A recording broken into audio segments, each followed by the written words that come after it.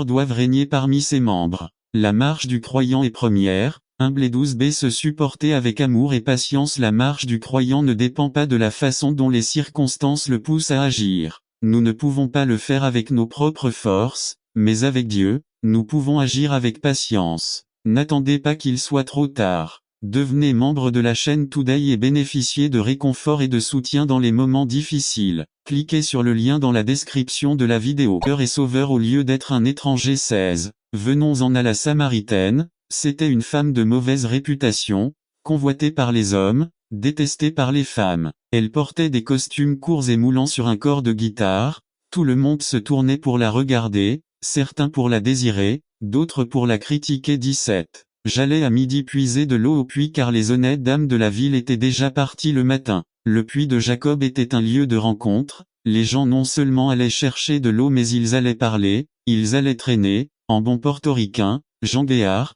pour raconter les nouvelles du jour, pour raconter des potins du quartier, pour rencontrer du monde. 18. La Samaritaine partait seule quand personne ne la voyait, quand personne ne tournait la tête quand elle la voyait ou ne faisait des commentaires blessants à son sujet. Elle était une paria, rejetée et seule. Elle est déçue et le cœur brisé. C'est ainsi que les relations avec 6 hommes l'ont laissée. 19. Il est facile pour nous de faire remarquer aux autres que leur truc est en train d'arriver, parce que ce n'est pas notre affaire, mais si cela nous arrivait, nous le leur dirions et exigerions même que les autres comprennent. 20. Et il devait passer par la Samarie. Jésus ira là où les autres n'iront pas. Si Jésus était là aujourd'hui, où irait-il? Là où l'Église n'irait pas. Jésus serait-il assis entre ces 4 murs ou irait-il là où se trouvent des personnes ayant de graves problèmes? 21. Je dois aller en Samarie. C'est une nécessité, d'autres choisiraient une autre voie, mais je dois passer par Santiago Iglesia, je dois passer par la Cantra, je dois passer par le docteur Pila, je dois passer par Xavier, je dois passer par... Alléluia. 22. Quand les autres vous ont abandonné, quand les autres vous refusent et ne veulent pas se soucier de vous, Jésus vient au moment même où vous en avez besoin et s'occupe de vous. D'autres vous tourneront le dos, d'autres parleront de vous, cela tu ne sers à rien, que tu ne deviendras jamais rien, mais c'est précisément à ceux vers qui Jésus vient. Je dois traverser la vide, je dois traverser leur situation, je dois traverser leurs problèmes. Personne n'ira sur ton territoire, personne n'ira dans ton quartier, je dois passer. 23. Jésus a dévié de son chemin, il a quitté son chemin, il a quitté le ciel et est venu, il est descendu et a fini sur une croix. Il n'était pas obligé de le faire mais il l'a fait, tout comme il n'avait pas besoin de passer par la Samarie mais il l'a fait pour répondre aux besoins spirituels de cette femme. N'attendez pas qu'il soit trop tard. Devenez membre de la chaîne aujourd'hui et obtenez du réconfort et du soutien dans les moments difficiles. Cliquez sur le lien dans la description de la vidéo. Mardi 9 avril 2024, page 224. Non seulement il sort de son chemin mais il va là où tu es. Il est allé là où elle était, il était dans sa situation, dans sa révolution. Il ne lui a pas dit d'aller chez toi et de te nettoyer, d'aller chez toi et de corriger ta vie. Il est venu vers elle avec tout ce qu'elle était et avait. 25. Il vient vers vous lorsque vous êtes encore dans vos péchés, c'est à construire et n'a pas pu achever. 31. Ou quel roi, lorsqu'il part en guerre contre un autre roi, ne s'assied d'abord et ne considère pas s'il peut avec 10 000 affronter celui qui vient contre lui avec 20 000. 32. Et s'il ne peut pas, quand l'autre arrive, il est encore loin. Il envoie une ambassade et demande des conditions de paix. 33. Par conséquent, quiconque d'entre vous ne renonce pas à ce qu'il possède ne peut être mon disciple. En matière de leadership, la planification de notre travail est d'une importance vitale. Réfléchissez un instant. Dieu a programmé la naissance, la crucifixion et la résurrection de son Fils avant la fondation du monde. Jésus a planifié son avenir et aussi le nôtre. N'attendez pas qu'il soit trop tard. Devenez membre de la chaîne Today et bénéficiez de réconfort et de soutien dans les moments difficiles. Cliquez sur le lien dans la description de la vidéo. Mardi 9 avril 2024, page 1. Qu'est-ce qu'un plan? Un plan est une liste écrite d'actions ordonnées et datées pour atteindre l'objectif souhaité. Habacuc 2,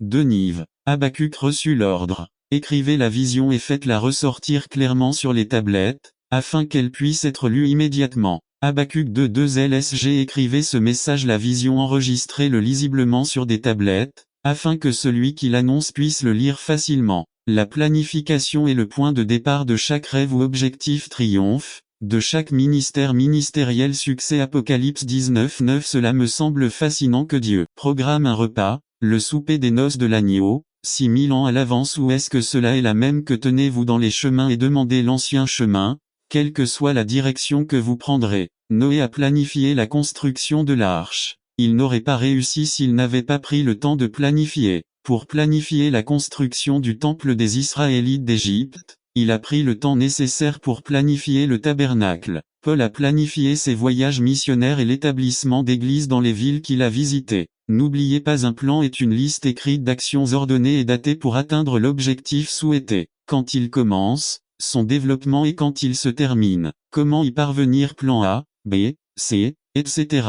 Il faut donc planifier et se rappeler, personne ne prévoit d'échouer, mais beaucoup échouent parce qu'ils ne planifient pas. En tant que leader, la première chose que vous devez faire lorsque vous démarrez un nouveau projet ou vos activités ministérielles est précisément de planifier à la fois à un niveau général et à un niveau spécifique. Autrement dit, vous devez élaborer votre plan de travail de Jésus connaît la puissance de l'habitude. Luc 4,16. Jésus arriva à Nazareth, où il avait grandi, et le jour du sabbat, il entra dans la synagogue, selon sa coutume. Les grands hommes ont simplement de bonnes habitudes. Un milliardaire a déclaré: j'arrive à mon bureau à 7 heures tous les jours, c'est une habitude. Recientement, un novelista best-seller, que a vendido m a accent aigu s de 1 million de libros dijo. Me levanto a la misma hora toda la mañana, comienzo a escribir a la 08, 0 am de l'idée que nous sommes dans le royaume, non pas par notre propre choix, mais par la volonté de Dieu. C'est ce que dit la Bible dans Jacques 1, 18. De sa propre volonté, il nous a fait naître par la parole de vérité. N'attendez pas qu'il soit trop tard. Devenez membre de la chaîne Today et bénéficiez de réconfort et de soutien dans les moments difficiles. Cliquez sur le lien dans la description de la vidéo. Mardi 9 avril 2024, page 1. Nous sommes là où nous sommes par la volonté de Dieu. Nous sommes ce que nous sommes aujourd'hui par la volonté de Dieu. Par conséquent, rien, si ce n'est la puissante conviction que, par la volonté de Dieu pour nos vies, ne peut faire de chacun de nous les ministres d'une nouvelle alliance, des hommes et des femmes consacrés et voués au service de Dieu, et cela au-dessus de toute circonstance et même de nous-mêmes. C'est pourquoi l'apôtre proclame son apostolat et son appel au ministère divin comme un produit de la volonté de Dieu. Cela nous rappelle que si vous avez été ou serez mis au défi de servir ensemble dans notre Église, ce n'est pas parce que vous avez simplement répondu à notre enquête, ou parce que vous avez les compétences requises, ou parce que le pasteur ou certains diacres vous aiment. Si vous êtes interpellé, c'est parce que nous avons prié à l'oratoire, dans la chaîne de prière les lundis et mercredis, pour que Dieu mette dans votre cœur à la fois le vouloir et le faire pour sa bonne volonté. La partie la plus louable de la vie de chaque croyant est la soumission à cette bonne volonté, c'est-à-dire qu'elle est dans son essence pleine de bonté et que c'est ce qui donne un but à la vie. La volonté de Dieu plaît, elle produit la complaisance, elle apporte le contentement. La volonté de Dieu est parfaite, c'est-à-dire qu'elle est excellente et conforme au dessein de Dieu. C'est donc le facteur le plus solide de notre unité et de la mission qui nous a été confiée. Ce que nous faisons, nous le faisons parce que nous comprenons et sommes sûrs que c'est la volonté de Dieu. Et c'est précisément contre cette volonté que nous nous retrouvons toujours à lutter. C'est contre cette volonté que notre ancienne vie se bat et refuse de se soumettre. James Cran a écrit: notre monde serait bien meilleur et l'Église aurait de bien meilleurs serviteurs si tous les disciples du Christ se souvenaient que répondre à l'appel qui nous invite à faire la volonté de Dieu n'est pas répondre à un commandement rigide et inflexible, mais c'est plutôt, comme le dit Paul, l'aventure joyeuse du don de soi. Je crois que c'est la clé pour rester ensemble et en mission jusqu'au bout. Nous devons comprendre que ce que Dieu nous invite à faire, c'est de faire sa volonté et non de désirer ou d'exercer une position. Dieu nous invite à donner de nous-mêmes pour devenir ministres du Christ. Ainsi, mon frère bien-aimé, lorsque l'Église, le corps du Christ, vous défie et donne son vote favorable, c'est une indication que Dieu vous appelle à le rejoindre afin que vous puissiez faire sa volonté. En tant que pasteur, je crois à la coopération, je ne suis pas d'accord avec l'irresponsabilité, le désordre et le mensonge. Je n'ai pas peur de vous enseigner ce que j'ai appris, je n'ai pas peur de vous dire que j'espère que de notre jeunesse naîtra ce serviteur qui servira ce peuple. Je ne suis pas envieux de voir que vous êtes seulement autorisé à le dépenser, sagement ou bêtement, mais vous devez en faire quelque chose. Vous pouvez en profiter ou vous pouvez le gaspiller.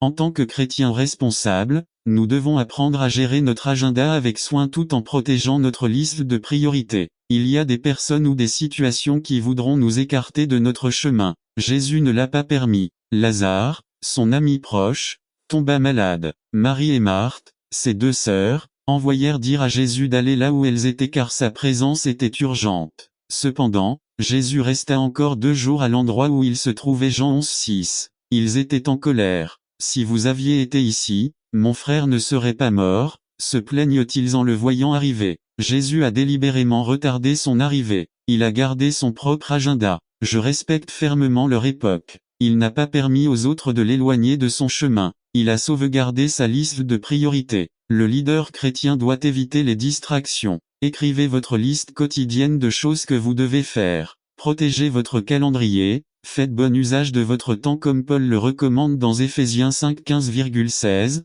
15 Faites donc attention à votre manière de marcher, non pas comme des insensés, mais comme des sages. 16 En utilisant au mieux votre temps, car les jours sont mauvais. 17 Ne soyez donc pas insensés, mais comprenez quelle est la volonté du Seigneur. Horloge, ne marque pas les heures, voilà comment commence une chanson ancienne et bien connue. Cela semble aussi être la phrase que beaucoup expriment directement ou indirectement aujourd'hui. Je n'ai pas le temps. C'est la plainte de la plupart des gens. Tout semble indiquer que beaucoup ne disposent pas de suffisamment de temps 365 jours par an, 7 jours sur 7 ou 24 heures sur 24 pour mener à bien leurs activités et leurs engagements. Ils commencent la journée et n'ont pas assez de temps pour se préparer et aller travailler. Dans le bus, nous voyons les femmes qui finissent de se peindre et de se coiffer. Dans les véhicules, nous avons observé les hommes finir d'ajuster leur cravate. Les gens marchent vite dans les rues, les conducteurs n'attendent pas que le feu passe au vert pour continuer, ils passent au rouge. Les mères courent littéralement avec leurs enfants le matin pour qu'ils arrivent à l'heure à l'école.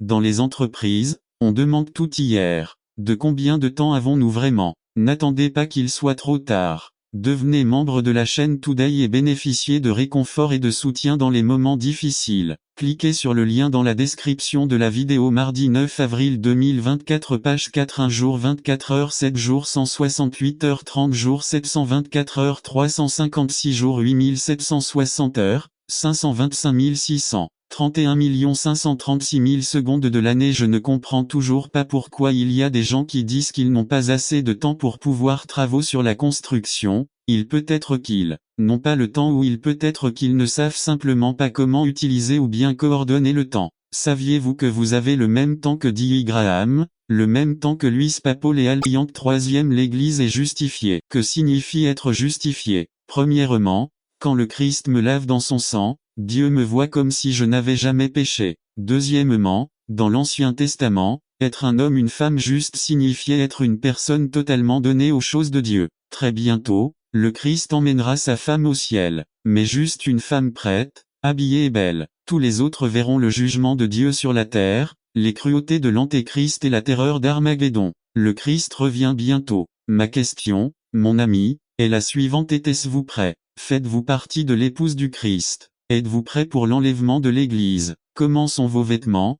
Propres et brillants. N'attendez pas qu'il soit trop tard. Devenez membre de la chaîne Today et bénéficiez de réconfort et de soutien dans les moments difficiles. Cliquez sur le lien dans la description de la vidéo. Mardi 9 avril 2024 page 3. La bonne nouvelle est qu'il est encore temps, le Christ est là pour vous servir. N'attendez pas qu'il soit trop tard. Devenez membre de la chaîne Today et bénéficiez de réconfort et de soutien dans les moments difficiles. Cliquez sur le lien dans la description de la vidéo. Mardi 9 avril 2024 page 4. Je veux la bénédiction de Dieu. Résumé. Parler d'argent à l'église est toujours difficile. Cela ne devrait pas être comme ça, mais c'est le cas. Jésus a beaucoup parlé d'argent et de biens. Un verset sur 6 dans le Nouveau Testament a à voir avec l'argent, alors c'est parti. Par Dan Campbell. Je veux la bénédiction de Dieu. Parler d'argent à l'église est toujours difficile. Cela ne devrait pas être comme ça, mais c'est le cas. Jésus a beaucoup parlé d'argent et de biens. Un verset sur 6 dans le Nouveau Testament a à voir avec l'argent, alors c'est parti.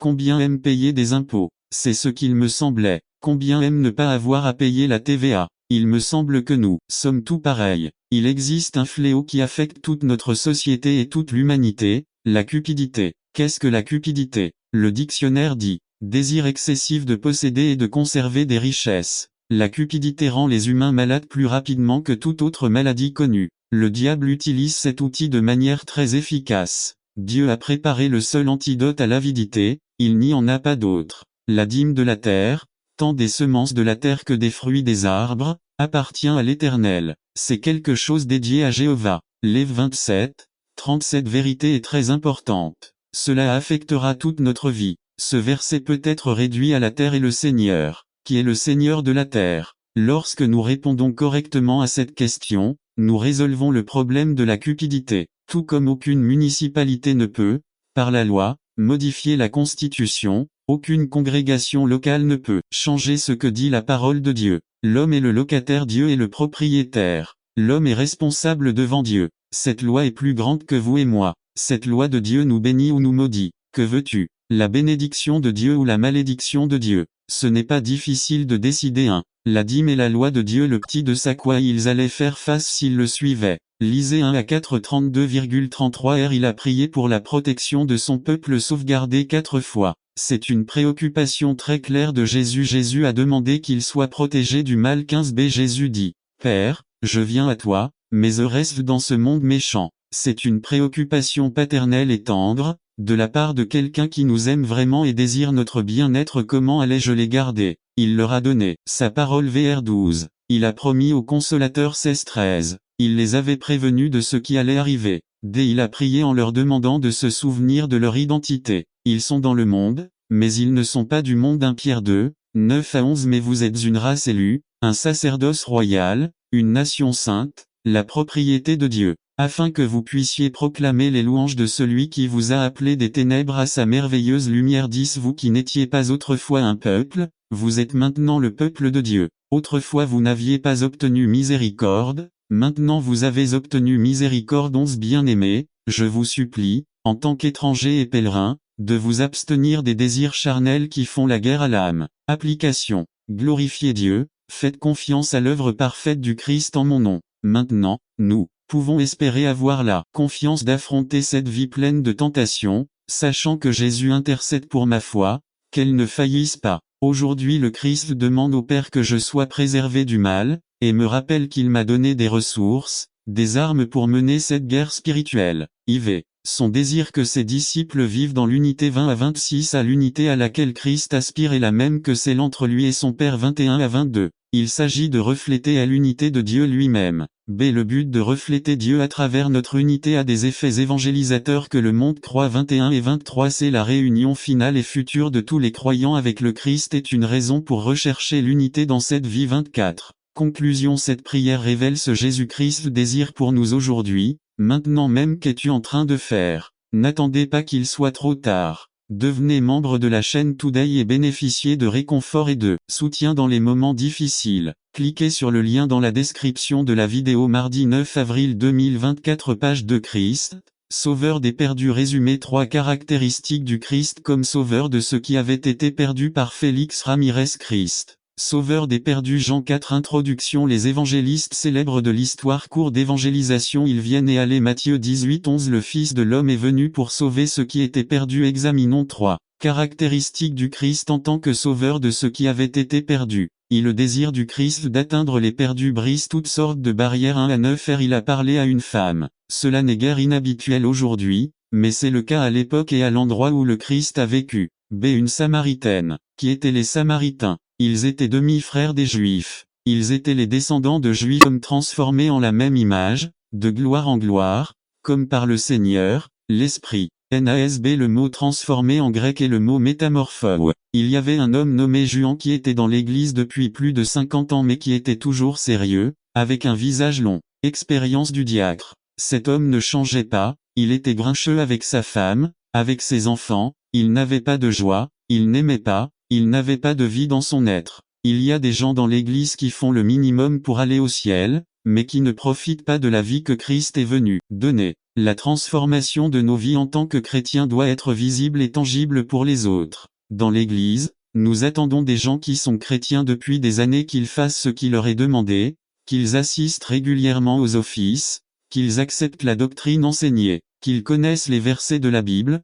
qu'ils évitent certains péchés, qu'ils paient la dîme, qu'ils fassent le travail qui leur est demandé eux. Or, il y a quelque chose que nous n'attendons pas de ces gens, de ces frères, c'est que jour après jour, semaine après semaine, mois après mois, le Christ se forme en eux. Nous arrivons à un point en tant que croyants où nous nous conformons, nous nous habituons à être ce que nous sommes et nous n'allons plus changer. Nous disons je suis comme ça. Nous ne nous attendons pas à ce que progressivement la parole de Dieu fasse de nous une personne aimante, compréhensive, miséricordieuse, communicative, joyeuse et compatissante. Les gens ne s'attendent pas à une transformation dans leur vie. Il y a deux choses qui se produisent lorsque nous ne nous attendons pas à des changements, à des transformations dans nos vies. 1. Abandonner. Lorsque les gens ne voient pas de changement dans leur vie au fil du temps, ils deviennent frustrés et abandonnent. Lettre écrite par un dirigeant d'église publiée dans un magazine national alors qu'il avait 50 ans. N'attendez pas qu'il soit trop tard. Devenez membre de la chaîne Today et bénéficiez de réconfort et de soutien dans les moments difficiles. Cliquez sur le lien dans la description de la vidéo. Mardi 9 avril 2024 page 1. 50 ans. Une hypothèse en particulier m'a hanté tout au long de ma vie de chrétien, l'hypothèse d'une vie changée. On m'a appris que si j'étais chrétien, les gens verraient une différence marquée dans ma vie. On m'a appris que plus j'étais proche de Dieu, plus je serais spirituel et plus cette différence serait grande et visible. J'ai toujours cru qu'il existait un signe visible de la réalité invisible de la conversion. Je croyais que le christianisme avait changé à l'extérieur, pas seulement à l'intérieur. Je n'y crois plus. Cet homme disait qu'il ne voyait aucun changement chez les autres chrétiens, ni dans sa vie non plus. Je crois de tout mon cœur ce que dit la Bible dans 2 Corinthiens 5:17. Si quelqu'un est en Christ, il est une nouvelle création, les choses anciennes sont passées, voici, ils sont tout renouvelés. Je crois qu'il n'y a pas de plus grand miracle que de voir une personne transformée par Dieu, une personne pleine de joie, de paix, de douceur, etc. Mais si les gens ne le voient pas, ils abandonnent de fausses transformations, pseudo-transformations. Lorsque les chrétiens, Jésus a dit à lui, « Je suis le chemin, la vérité et la vie, personne ne vient au Père que par moi. » Genèse 5, 21-24. Enoch le chemin, et en conséquence Dieu l'a suivi beaucoup avec Dieu, qu'il était plus proche de Dieu que de sa propre maison, et en conséquence Dieu lui a dit allons chez moi mieux b après avoir engendré Mathusalem. Il a marché 300 ans, c'est les bénédictions des enfants. À travers nos enfants, nous devons comprendre l'amour de Dieu dans une plus grande dimension de Jude 14,15 paroles prononcées par Enoch avant d'être transféré à. Il parlait de la seconde venue du Christ, b prophète du jugement après 1000 ans. 2. Je suis le chemin, la vérité et la vie. 1. La vérité. A. Qu'est-ce que la vérité? Dit Pilate. B. Proverbe 23:23. Achetez la vérité et ne la vendez pas. Sagesse, instruction et compréhension. C. Pilate a vendu la vérité de peur de perdre son influence dans le monde. 1. B.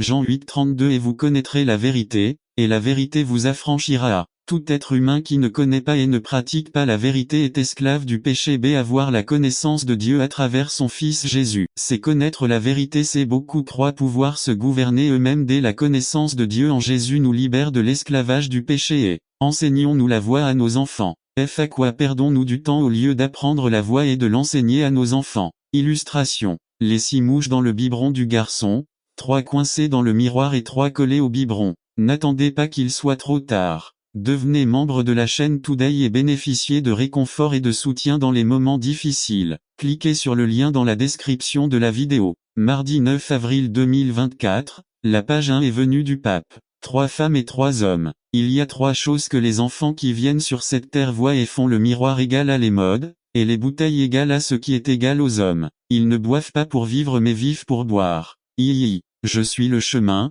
la vérité et la vie. 1. La vie. 1b. Proverbe 4:23. Gardez votre cœur par-dessus tout, parce que la vie en découle. Il y a beaucoup de choses dans le monde que vous et moi aimons sauver, mais il y a une chose dont dépend notre vie éternelle, ou notre mort éternelle. B. Qu'est-ce que Jésus a dit à cet homme souillé? C'est des choses qui viennent du cœur. 1 C. Jean 10:10. Je suis venu pour qu'ils aient la vie, et qu'ils l'aient en abondance. A. La vie que Jésus nous offre est pleine et abondante. B. Mais il y a beaucoup de voleurs qui ont volé la parole de Dieu et qui ont causé la mort et la destruction chez les êtres humains qui les écoutent. 1er. Deutéronome 30:19. J'en prends aujourd'hui à témoin contre vous les cieux et la terre. J'ai mis devant toi la bénédiction et la malédiction. Choisissez donc la vie, afin que vous et vos descendants viviez. A. Les cieux et la terre témoignent contre les êtres humains qui ne choisissent pas la bénédiction de la vie manifestée en Jésus-Christ. B. Les cieux et la terre témoignent que pas un seul J ni un seul titre de la loi ne sera changé. C. Dieu ne force pas la conscience de l'être humain, il veut que nous choisissions nous-mêmes, mais il mentionne d'abord la bénédiction et nous conseille de choisir la vie dès il y a un témoin sur terre et au ciel, l'échelle que Jacob a joint, afin qu'il y ait peut-être l'égalité, 15 comme il est écrit, celui qui a ramassé beaucoup n'a pas eu plus, et celui qui a ramassé peu n'a pas eu moins 3. Ne prenez pas plus que ce dont vous avez besoin. Exodus 16, 4 à 5 4 L'Éternel dit à Moïse, voici, je te ferai pleuvoir du pain du ciel. Les gens sortiront et rassembleront chaque jour une portion d'une journée, afin que je les teste s'ils marchent ou non dans ma loi 5 mais le 6e jour. Ils se prépareront à mettre de côté le double de ce qu'ils collectent habituellement chaque jour. Le riche insensé Luc 12, 13 à 21 13 de la foule lui dit, Maître, dis à mon frère de partager l'héritage avec moi 14 mais il lui dit, Homme, qui m'a établi juge ou juge sur toi 15 et il leur dit, Prenez garde, méfiez-vous de toute convoitise, car la vie d'un homme ne dépend pas de l'abondance des biens qu'il possède 16 Il leur raconta également une parabole, disant, L'héritage d'un homme riche a produit beaucoup 17 et il réfléchissait en lui-même, disant, Que dois-je faire, puisque je n'ai pas d'endroit où stocker mes fruits 18 Et il dit, Voici ce que je ferai, je démolirai mes greniers et je les construirai plus grands, et j'y entreposerai tous mes fruits et mes biens 19 Et je dirai à mon âme, Âme, tu as beaucoup de biens emmagasinés pour de nombreuses années, reposez-vous, mangez, buvez et réjouissez-vous 20 Mais Dieu lui dit, Espèce d'insensé, cette nuit on vient te demander ton âme, et à qui reviendra ce que tu as gardé 21 Ainsi en est-il de celui qui s'amasse un trésor et qui n'est pas riche aux yeux de Dieu. 10 Avantages du don 1. Libération du matérialisme. Servez Dieu et non l'argent. N'attendez pas qu'il soit trop tard. Devenez membre de la chaîne Today et bénéficiez de réconfort et de soutien dans les moments difficiles. Cliquez sur le lien dans la description de la vidéo. Mardi 9 avril 2024 page 3. 2. Liberté de se rapprocher de Dieu. Aucune distraction 3. Liberté d'explorer plus profondément les richesses de Dieu 4. Renforcer la foi 5. Investissez dans l'éternité, 6. Je me bénis en le faisant 7. Cela me rend heureux quand j'obéis à Dieu 8. Les besoins sont satisfaits au nom de Jésus 9. Nous donnons et recevons de l'amour en Christ 10. Nous permettons à la grâce de Dieu de couler en moi. Conclusion. L'eau amère de Mara Exode 15, 23 à 27 22 Moïse fit quitter Israël de la mer Rouge. Ils se rendirent au désert de Shur et traversèrent le désert pendant 3 jours sans trouver d'eau 23 Ils arrivèrent à Mara, mais ils ne purent boire les eaux de Mara, parce qu'elles étaient amères. C'est pourquoi ils l'ont appelé Méri 24 Le peuple commença à murmurer contre Moïse, disant, Que boirons-nous 25 Alors Moïse cria à l'Éternel, et l'Éternel lui montra un arbre. Il le jeta dans les eaux, et les eaux devinrent douces. Là, il leur donna des statuts et des ordonnances, et là il les éprouva 26 Il leur dit, Si vous écoutez attentivement la voix de l'Éternel, votre Dieu, si vous faites ce qui est droit sur l'origine, la source de la sagesse en Dieu 3. Dans Proverbe 8, par exemple, la sagesse est poétiquement dépeinte comme une dame qui précède la création et qui était avec Dieu pendant les jours de la création 4. Le juif Jésus, fils de Sirach, écrivant en 190 avant JC a dit toute sagesse vient du Seigneur Dieu et a toujours été avec lui et a existé avant tous les âges Ecclésiastique 1.1, version Félix Torres Ama. 2. La vraie sagesse à Santiago ne développe pas davantage sur l'origine de la sagesse. Il dit simplement, 3, 17, cela vient d'en haut. Son intérêt porte davantage sur ce qu'est la sagesse, ou plutôt sur ce que la sagesse devrait produire. En lisant les adjectifs qualificatifs que Jacques utilise pour décrire la sagesse, nous découvrons qu'il ne faut pas attendre qu'il soit trop tard. Devenez membre de la chaîne Today et bénéficiez de réconfort et de soutien dans les moments difficiles. Cliquez sur le lien dans la description de la vidéo. Mardi 9 avril 2024 page 1 James décrit ce que la sagesse fait dans la vie du sage. La sagesse ne peut être définie que si le produit est vu de ce que fait ou est démontré la sagesse chez Jacques est semblable à ce que fait le fruit de l'esprit dans Galates 5 22 à 23. Saint Paul dans Galates ne dit pas ce qu'est l'esprit, mais ce que l'esprit fait dans la vie des gens 3. De la même manière, lorsque nous analysons la définition de l'amour dans 1 Corinthiens 13, nous découvrons le même schéma. L'amour se définit mieux par le résultat ou par la manière dont il se manifeste dans la vie des gens 4. Nous en déduisons donc que la sagesse, l'esprit et l'amour produisent des comportements d'origine céleste. B. Parmi les 7 caractéristiques de la sagesse, présentées par Jacques, la première et la plus complète est la pureté. La sagesse est pure, dit Santiago 1. Psaume 12 6 dit, Les paroles du Seigneur sont pures. Pur est tout ce qui est authentique, sans tromperie, sans duplicité, sans double sens de. Le proverbe a dit, la voix du méchant est tortueuse et étrange, mais la voix du juste est pure. Pr 21:8. Si le chemin du juste est